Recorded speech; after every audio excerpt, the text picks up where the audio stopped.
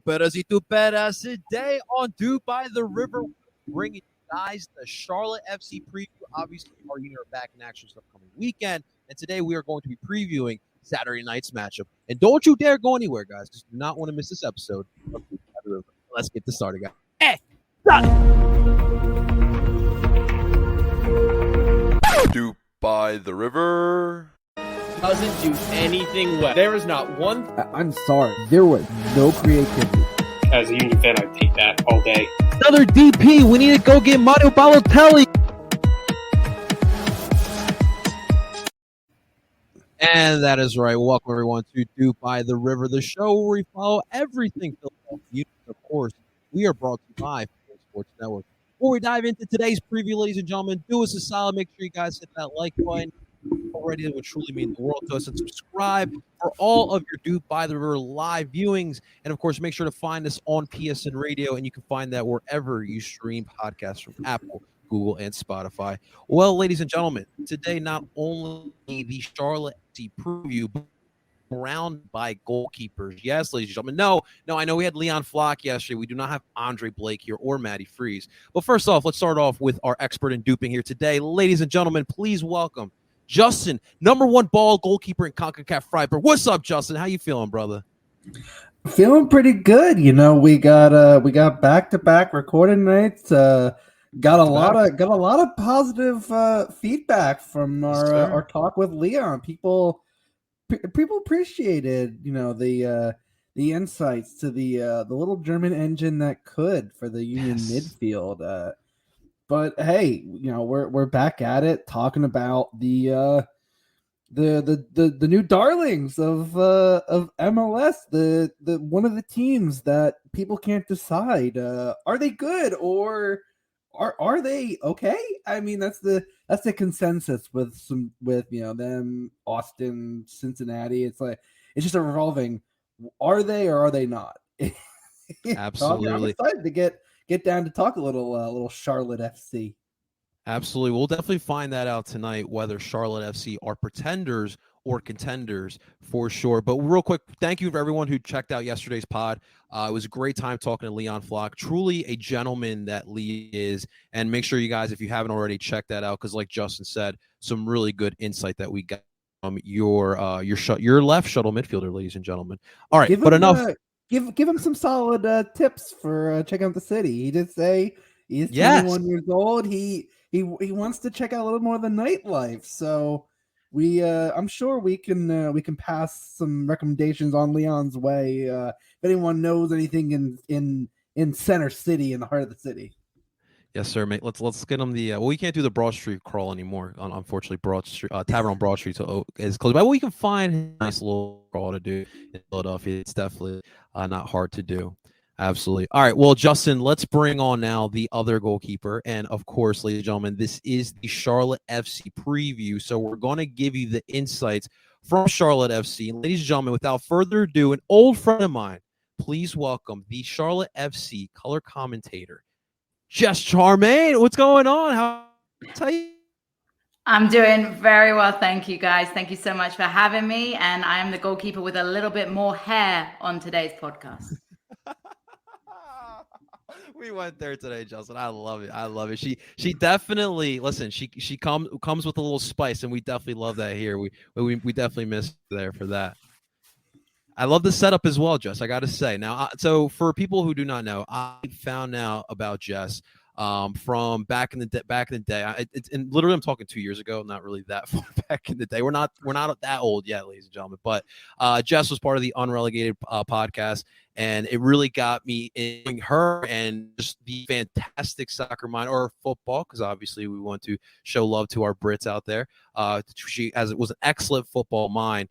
And from then on, love seeing her to what she's doing now as the Charlotte FC color commentator. Now, this is a local radio station you're doing color commentation, correct, Jess?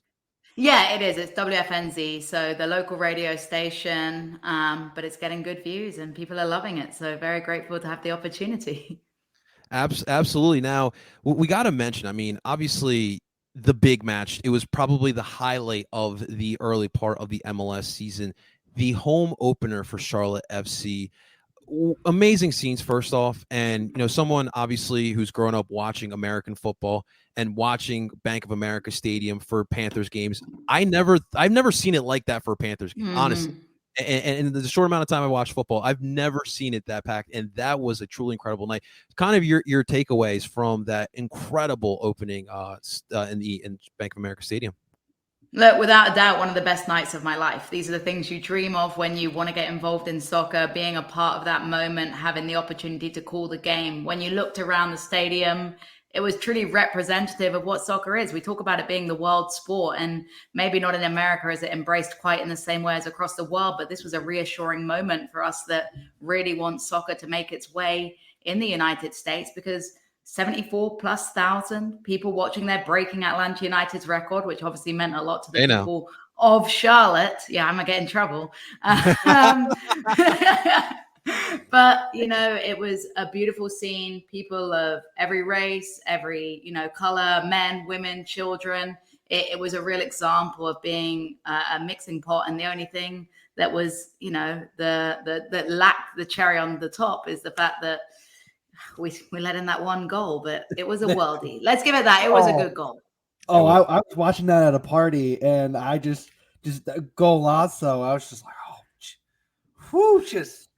you like, if you're gonna lose, that's a hell of a at least it was that goal. Can you imagine if you'd lost off like a dodgy deflection or an error from a player? That would have hurt so much more. So, and you know what, everyone's giving us stick because now we don't open the top of the bowl, but the numbers have still been great. 29,000, 30,000. It's still very good audiences for an MLS side, and it's only going to continue to grow now that we're getting some results. People don't seem to give Seattle crap for they close off the top and they still get like 40 to 45, and Atlanta at times will close off like Red Bull Arena. Like it's a common occurrence. Let's be honest. You're playing in a bigger stadium. It's a common occurrence. I think Red Bull for other reasons, though, Justin. If I'm being quite honest. Well, other reasons. Jess, what is it with you? You bring a big crowd wherever club you're going to. What can I say? There's a charm. There's a charms of an English woman talking about soccer, I think. Well, we do have to mention that. How was that transition been? So when I first met you, you were Atlanta United. It was Atlanta United everything, and of course we did invite our buddy Pancake Poppy, who seems to be the infamous former Atlanta United fan, now a Charlotte FC. But how's that transition been for you? Yeah. Look, let's be honest. When people compare me to Pancake, I don't think that's a fair comparison. Pancake went from being a supporter of one club to a supporter of the other. Now, he also lives in the Carolinas, so it makes sense. Right. You can't give someone crap from switching when they got a team that was close to them. A lot of Atlanta United fans won't admit it, but they followed Orlando City before. Let's be real. Like, they hate Orlando now, but I bet there's a lot of Atlanta United fans that Orlando was their closest side. For me, listen, it's all love with Atlanta United, really. I'm grateful for every opportunity I was given. It was an amazing time of my life, but it's just like a player. At the end of the day, when a player gets a transfer over, look at Anton Walks from Atlanta United to Charlotte. Who are you going to represent? The team that is paying your bills. And for me, I got the dream job opportunity. Mike Conti's not going anywhere. Jason Longshaw's not going anywhere. Kevin Egan's not going anywhere. There's no space in Atlanta United's MLS side for me to get an opportunity calling the game. So the dream came, I jumped over, and Charlotte FC has been nothing but welcoming to me. They've been amazing. They've taken me under their arms as one of their own. So, it's okay. You can switch your allegiances, particularly if it comes with your dream career.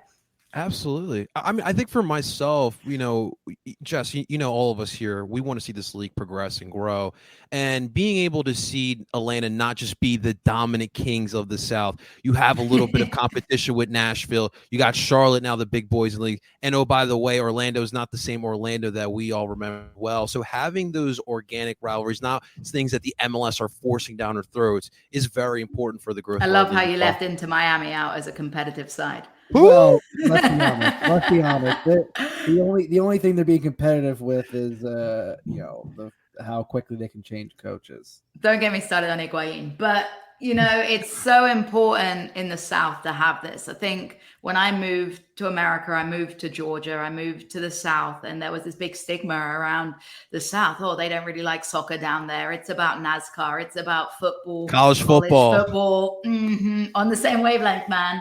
And so it's so good to see Charlotte FC filling the bowl, Atlanta United filling the bowl, creating those rivalries. And rivalries aside, the most important thing is that it's a win for the league. When you have clubs over the league filling their stadiums, performing, bringing young players across, talented young players, that's what we want for a successful, soccer league in MLS. And it's gaining respect. And I can talk from coming from England, 10 years ago, people would have given me so much shit for supporting an MLS side or for working for an MLS side. Now it's very exciting because they can see the value in the league. You can't call it a retirement league anymore. You can that's call very it odd now. Yeah. So I think it's a great time for the game, and we love it. And you talk about MLS throwing rivalries down the throat, and I think this one's going to become very organically created to an extent. Absolutely. All right. Well, let's get to talking about your Charlotte FC. It's been an interesting start, like we mentioned. You guys started off with a couple of L's, 3 straight L's to start off the season, but now you guys have pulled off 2 straight W's, winning by 2 goals in both matchups. And look, we've been making a lot of jokes here in Philadelphia about Cincinnati Union. It's definitely been a joke that we've beaten down to death. But beating New England, I know they've been going through some injuries, but that's pretty impressive at home. Like, what has it been like so far from your eyes of Charlotte FC?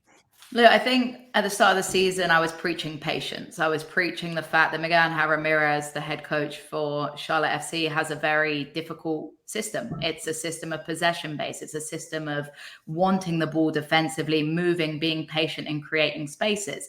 It's a system that not everyone's comfortable with. When I preach patience, I'll be real with you guys. I didn't expect them to look so comfortable in just 5 games. I was looking at midway through the season that we were going to really start to cohesively get together. It's been a really good improvement when you look at preseason versus now of where they've got to, and they're playing good soccer. They're riding the waves of pressure. Actually, in the 2 matches, the FC Cincinnati one, even though they got a clean sheet, was probably the shakier of the 2. Towards the end of the first half, FC Cincinnati really brought the game to Charlotte FC. And I've said before, I think that sorry, I'm reading your comments. These people. Listen, cute, but it was harder than I expected. I thought going into it that would have been the easier match, but they brought it to them. The opportunities that FC Cincy had, though, give those away against you guys, you bury them. And I've said that time and time again on our podcast. I think it was a great pre-match for us before playing you, because we've learned some lessons about not giving away the quality of those opportunities. Absolutely. Justin, you got anything for a girl, Jess here? No, we've been joking, when your head coach says in no uncertain terms, we're fucked. And don't get me wrong. We can say we're screwed. We called it Screwed Gate. Come on. It was an interesting preseason because you didn't really know. There was a lot of moves, both player personnel and even front office staff within the league, and players being sold and deals falling through, and it was kind of a what is going on here, and then of course, as I wrote about it in our preview on our site.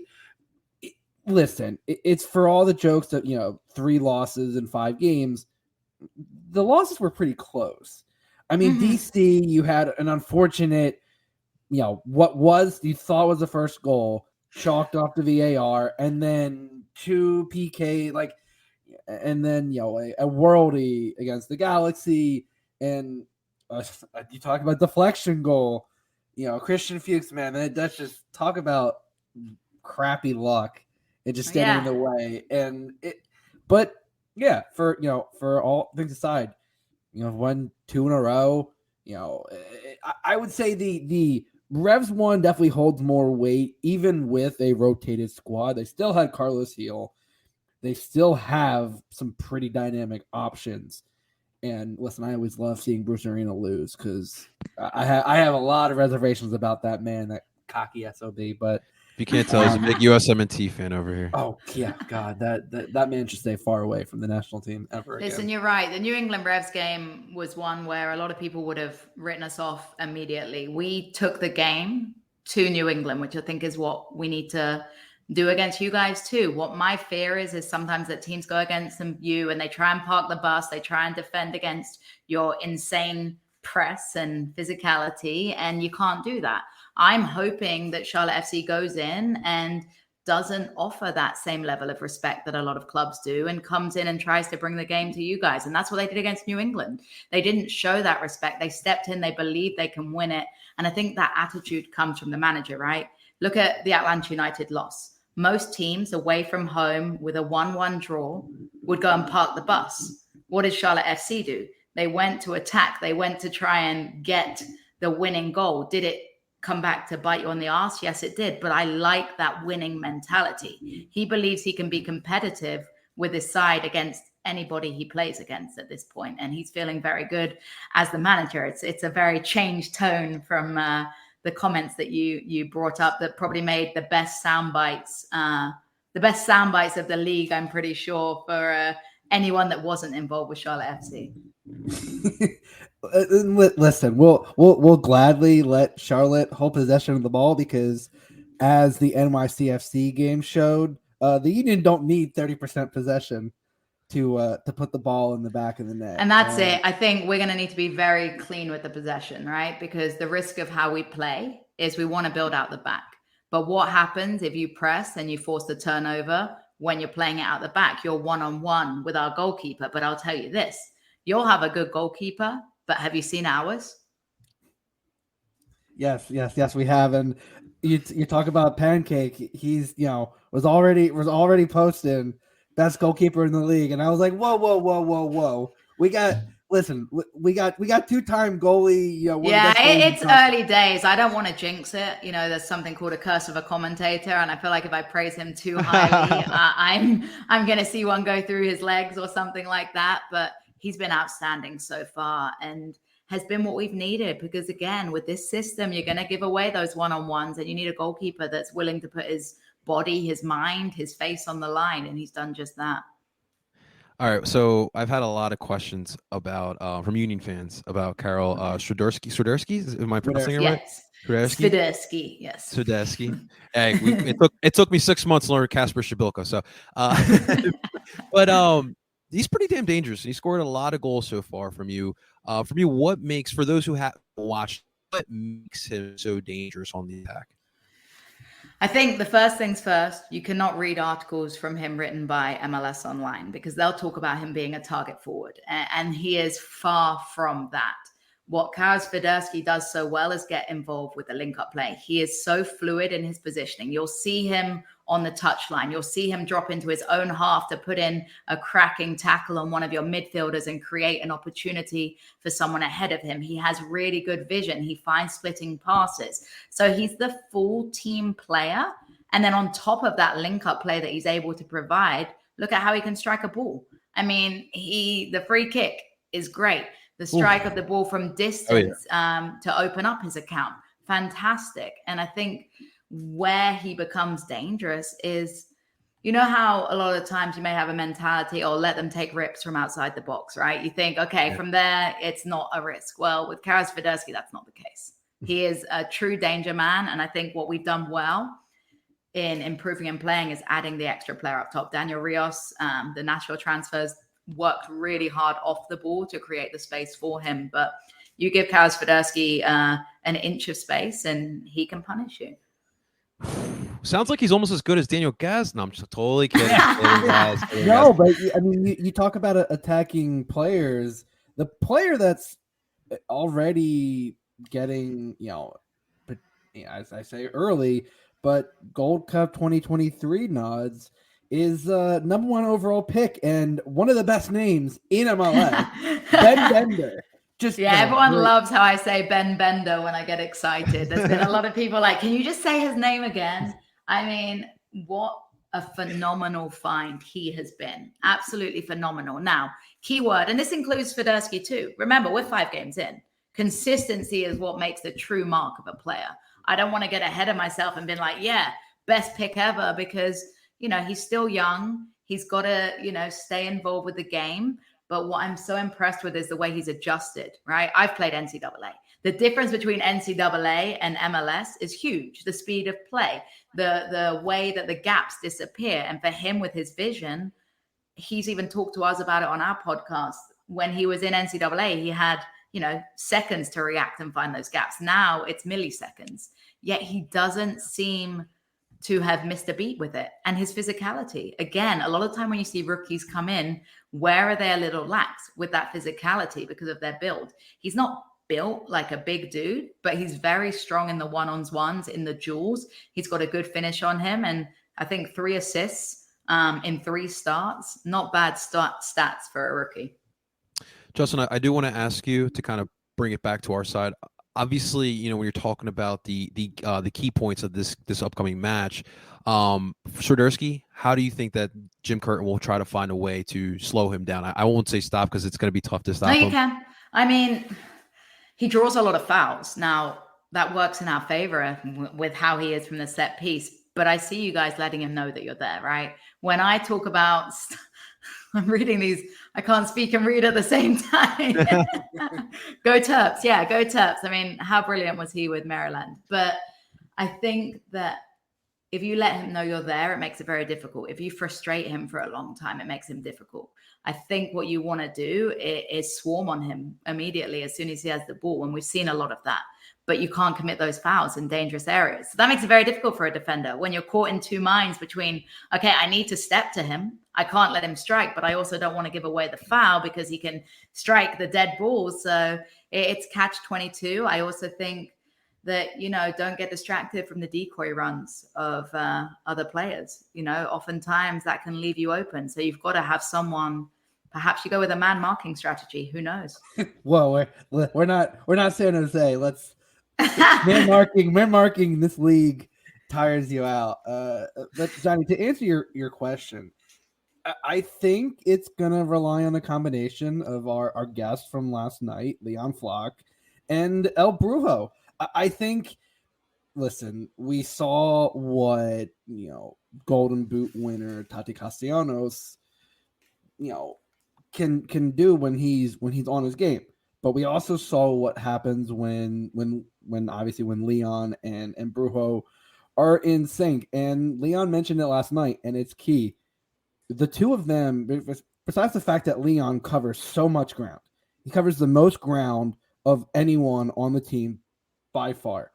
And you talk about letting Swiderski being known that someone's there.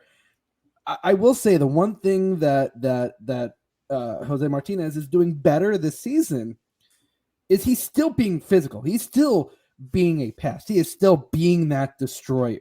The difference is I think he's kind of altered his game so that he's not committing these silly fouls. He's getting away with it. He's getting away with it. But that's I think last season, really, like I said, when you're by the second season in, you're starting to learn how the refs call things, and we basically, he's our Diego Chara, and he's gonna get yellows. He's gonna get yellows. That's how it's gonna be. But with the way that this midfield is operating, I think the key to shutting down Swiderski is, and I've been saying this for almost every team that the Union faced so far this season, you shut down their attacking mid, you shut down that connection, you sever the offense. But I will tell you what's difficult with Swiderski is he's going to go back and he's going to create those opportunities for himself. And that's where I think he has a different dynamic to a lot of forwards, that he gets involved with it himself. But who knows? Jeff, you have a question here in the comments section. What is Fuchs' role going to be going against the Union this weekend? Well, he's started every game so far, and he's the captain. So he's going to be playing a lot of soccer. We've played with a back 3. We've played with a back 4. The 3 is obviously with a back 5, but we call it a back 3. Yeah. So it depends where he's going to slot in on that. He can play at left back of a back 4 potentially. He can play as a centre back. He's going to have to really play smart. There are a couple of moments. He's a quality player, right? We can't ever deny that. His legacy with Leicester, his performances, he's done really well for us. Obviously, he's an older player. He isn't as fast as potentially other defenders, but that's where I think someone like Christian McCoon, if he's back from his Venezuelan international duty, if he gets on, he offers the pace to cover. But you know what? I've seen Fuchs make breaks. When we played with a back 3, man, that guy was driving forwards over the halfway line. So don't underestimate Fuchs. There are moments where he's a little shaky in possession, but he is also a huge leader, and watch him from set plays because, as I said on my broadcast, he can leap like a salmon. That is a clear soundbite on our radio station. That is definitely a British thing. Our founder of Philly Sports Network, Liam Jenkins, is he's based out of England, and obviously runs a Philly Sports Network all the way out in England. But when we used to do our during the MLS is back, we did our live watch alongs, and he would always say that. Leaping like a salmon. Exactly. It's a perfect simile. We love it. Justin, the potential. Carranza and Ua. And see, that's the thing. I think a back 3, if Ua, which he's been practicing since last week, Jim did say he's gonna make an impact whether as a starter or as a sub. I think the difference between Union striker cores in the past is that our strikers have speed, and a lot of speed, which is scary. Like I said, that's where we're a little nervous with those moments. And we've seen Anton Walks practicing. Who knows? Maybe he comes in. He has experience against you guys. He knows what he's doing. We also have a couple of other center backs. That's our most competitive role. But I don't see Fuchs coming out of the lineup just because of the stalwart presence he has. And that's going to be the most interesting thing is we've seen Carranza drop deep. That he likes to link up with Gazdag. That has been one of the biggest parts, and it's been one of the biggest benefits, despite the obvious lack of possession that the Union crave, which is at this point. Possession numbers mean listen, it's an underrated stat. I say that all the time. Look, possession means nothing if you don't do shit with it, right? Like, to put it bluntly, like, it's important. It's when you're utilizing possession. So yeah, and that's the thing. Like the Union's possession numbers, like if they're above 40%, it's typically not a great game because the teams are willing. Maybe we'll just give you the ball. We'll just give you the ball then. That's the thing. But like, what the Union have done with the possession that they've had is having a striker now. I've been saying this all season. Having a striker like Carranza has allowed, first of all, you compared to the past, I love Casper, but Casper could not connect. He could drop deep, but he was not great to give and go, was not very mobile, just gunked up a lot the high intensity flow of the offense. And obviously, we've only seen Ua in the 25 minutes or so that we saw in Montreal. But as we've been saying, he created 2 chances by himself that were pretty good chances. And I think Sergio's been playing really well. Corey is, again, you're starting to see the depth. Carranza has, I believe, 3 assists at this point.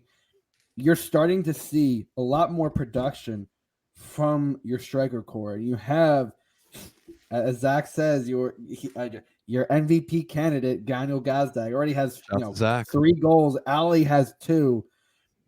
Your Corey has 2. You're starting to see more production, and I think in the past, the one thing that the Union have changed and Jim Curtin has evolved is it's not a full Red Bull, gegenpress. It's not a full go. It is a selective press. And I think in those moments, if like I said, if playing out of the back is going to generate some chances, that's where I think the Union are going to have to strike. And I think the difference between the teams that Charlotte has played and the Union is that the Union don't need many chances to put the ball in the back of the net. If you give them 4 chances, they could put 2 in the net, and they could choke out the game. It could be a 2-0 game. Just look at NYCFC. I mean, they were trying to, the second half, they were pushing and pushing and pushing, and it resulted in nothing. It resulted in a big dust up, which, as we told Leon, the fact that he was in the middle of that was still wild. And surprisingly, nothing came of that. It just shows you how crazy disco can be in this league. But it's going to be an interesting matchup, and I think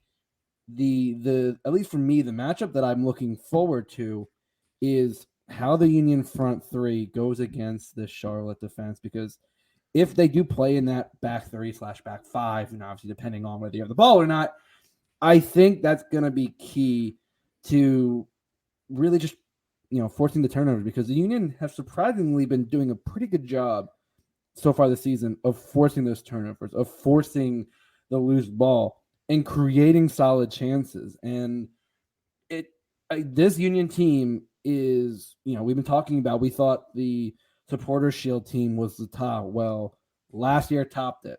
And from what we're seeing this year, it's only getting better. And this is a very dangerous team, and a team in Charlotte that is, I think people are now starting to not discount and starting to realize that they're going to give you a solid fight. So I am excited for this game, but I'm also excited for the potential offensive, firepower that is going to come from this game. Whether there's a lot of goals might not be the case, but there's going to be a lot of chances. Absolutely. Yeah, that's what you live for. So right now, we do have a surprise for Jess. We have not just one former Atlanta United fan, but we have both of the former Atlanta United fans out here with Charlotte FC. Pancake Poppy, what's up, Pancake? So good to see what's you, up, brother. man? Good to see everybody. Yeah, man. Dude, how's the Charlotte life treating you, man? You look good in blue, by the way. Thank you. It's treating me well. It's been amazing so far, and I'm loving it. You're loving the banter as well, right? It's been nice that you've taken. It's good because you can take off a little bit of the stick from me. I can always redirect it back to you. Yeah, right. Especially for that particular fan base. Don't know what you're talking about. Yeah, I love Pancake because he'll troll, but then he'll have like a little smirk on his face while he's trolling. It's great. Oh yeah, come on. Pancake and I have been going back and forth with it regularly about some things, and it's funny seeing some of the old Atlanta United people come through, and it's just like, y'all don't have anything better to do. Like, right. All right. So, Pancake, perfect timing here because I do want to get some predictions for this upcoming weekend. Okay. Pancake, you just got on here, my man. So, kind of tell us how you feel about this upcoming weekend and give us a prediction for Union versus Charlotte FC on Saturday night. Okay, I think since we've finally found our form, I think this is a first true test for our form, right? And so, I think a win this weekend would really prove that we got that form going and we got it going down. So. My prediction, I'm going to say 2-1, Charlotte, 2-1. Look at that. Nothing changed with Pancake. We love him for that. Let's go. All right, Jess, what about you? What do you think is going to happen this upcoming weekend? All right, I got to remember who my employers are first and foremost in my prediction. No, listen, I'm going to go with a 1-1 draw. We'll come back. You'll get a goal. And we'll ride the wave. Kalina will make a few really important saves that are 1-0 trailing.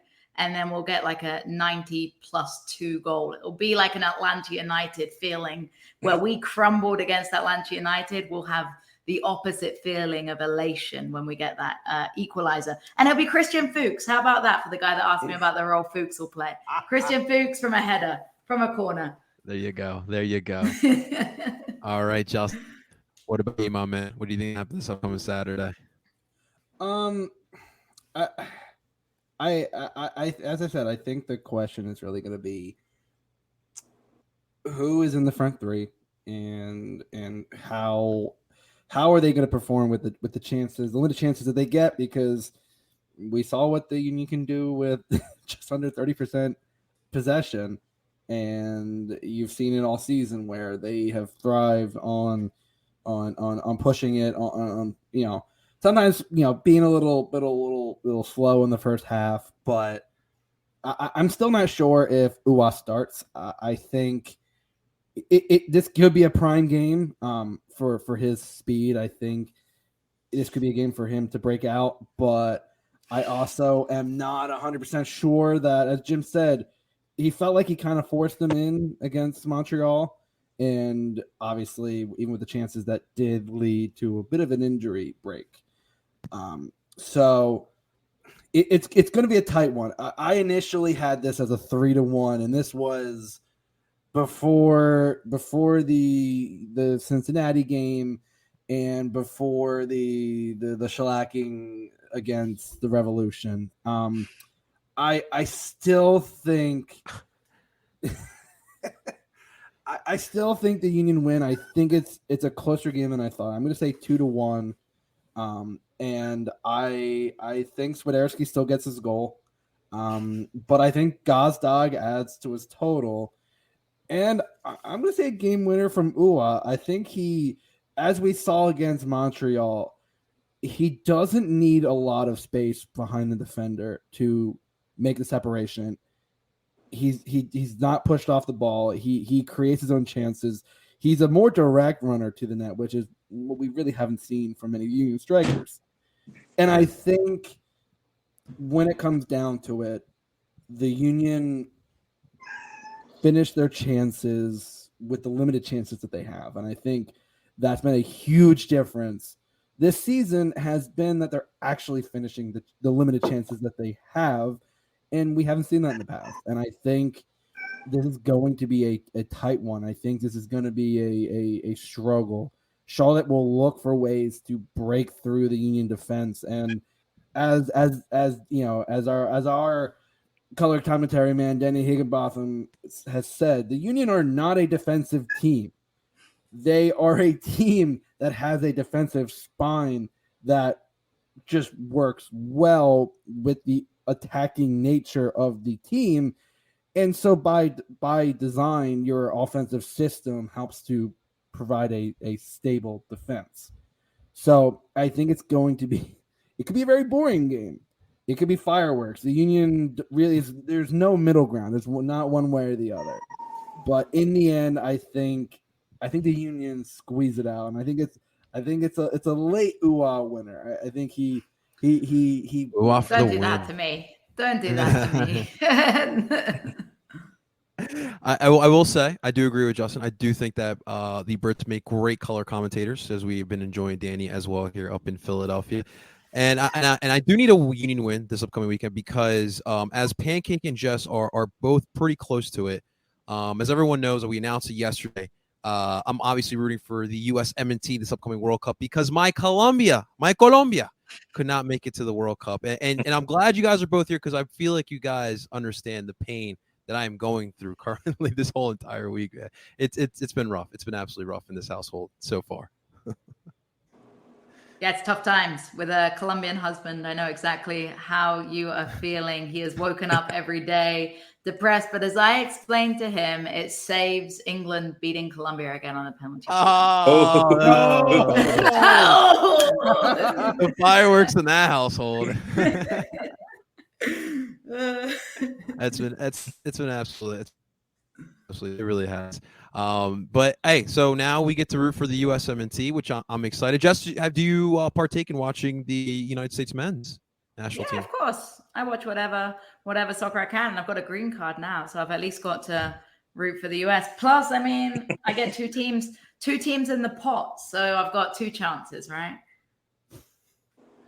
So, all right. So, what are the realistic chances here, guys? Like, what are we talking here? Are we talking like 2002 United States? Like, what is the expectations here for United States in this World Cup? I think it always depends on the group. Like, you talk about 2014. Don't give them the group of death, please.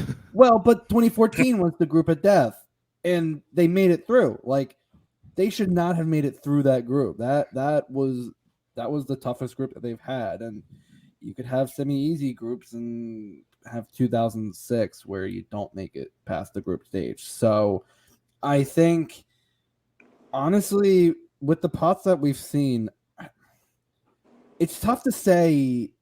As long as you don't have two tough teams, I think, as I say, it's that's where the group of death comes in. If you have another, obviously, thank God we don't have to do Germany again because that was not a fun situation. But as long as you don't have two teams like that, if you have a Germany and Portugal again, I don't know if you're getting out, even with the young talent that you have. So it's just the luck of the pot draw at this point.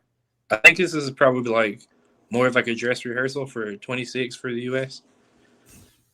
I think that well, because you don't have to worry about qualifying until after 2026. That's the nice thing. This was the last game that meant and anything. And for those who say, oh well, they lost the last game against Costa Rica, the 4 points leading up to that made it so that game did not matter. But don't you think the biggest issue with the US right now is they blow hot and cold, right? And in tournament football, it's unforgiving. You have to get that level of consistency over a short space of time. You have to play well, game after game with a couple of days in between.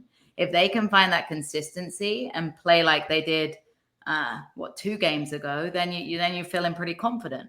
But if you play like you did last night, then that's unforgiving. And if you make it through into the knockout rounds and you play like you did last night, you've got a problem. You're done, But I'm telling you, I'm having premonitions that England and the US will be drawn together, and that'll be fun. Like 2010 again? Yeah, I think it's coming, man. Another fumbled goal. This time we might not have the gift of a Joe Hart blunder. Oh my gosh! Joe don't talk Hart. to me about poor Joe Hart. How the great have fallen.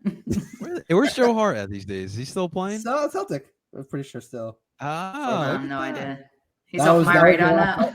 Well, I saw when he had a not graceful exit from Spurs after City. Yeah, he bounced around the Premier League a bit. That's a man who is how the mighty have fallen. Just before we do go, I do have to ask: will it finally come home? No. If we can't win the Euros and we lose on penalties, I can't handle that again. You know what? I think I would rather take an exit in the semi-finals than losing the finals on penalties again. I can't take it. It's not fair. It's just not fair. Italy's not there to beat you this time, though. So. Yeah. Hello, North Macedonia. That's still. Well, is that I had someone say to me that Italy should have already qualified for the World Cup for winning the Euros. I said no, because they were in the playoff. They got themselves in that situation, and to lose to North Macedonia, you don't deserve to make the World Cup if you can't. They say CONCACAF is weak. Well, England plays San Marino is different than the U.S. Europe's a big. There's a lot of places in Europe, so the level drop off is pretty huge. That is very, very true. Well, listen, guys, this is going to do it for another episode of DOOP by the River. I do want to give big special thanks to our friends from Charlotte, our Charlotte team down there in Charlotte, North Carolina. Pancake Poppy, truly, thank you so much for making some time out here and getting the thoughts from the fans. And it's always great to see you, man. I love you in blue these days, man. And obviously, we got the family growing for you as well. It's crazy how we've come along in 2 years, my man. But it's always a pleasure to see you, man. And, of course, we had the great Jess Charman. And you can, of course, find her color commentating for the Charlotte FC games. So make sure you guys follow her on Twitter. The handle is right there as well. Jess, seriously, thank you so much for taking the time out of your day to hang out with us. That's crazy. Anytime, guys. Fingers crossed for a good match. That's all I want. A competitive, good match, Absolutely. No injuries. That's all that matters, right? It's a long season. When we're down, like I said, I'm coming down for the Union Charlotte game. So there you go. Like I said, that's where I hope to see. I hope to see some fireworks both games. We got you, man. We got you. We're gonna have to get Pancake and match in the future as well. I'll get you up here in Philadelphia. Get you some cheesesteaks. Pancake got himself some cheesesteaks before when his first trip up here, his first round. But we got to get you guys some cheesesteaks up here for sure. Definitely. With whiz wit for sure. Yeah. All right, good stuff. Ladies and gentlemen, that's going to do it for this episode. Dupe by the River. Thank you so much for tuning on in, ladies and gentlemen. Make sure you guys hit that like button, subscribe for all of your Dupe by the River live viewings, and of course, make sure to find us on PSN Radio. Ladies and gentlemen, that is Pancake Poppy. That is just Charmaine. That is Justin, #1 bald goalkeeper in CONCACAF Friedberg. Of course, I go by the name of El Parcero Philly, and we're telling you guys to dupe on. Talk to you guys soon.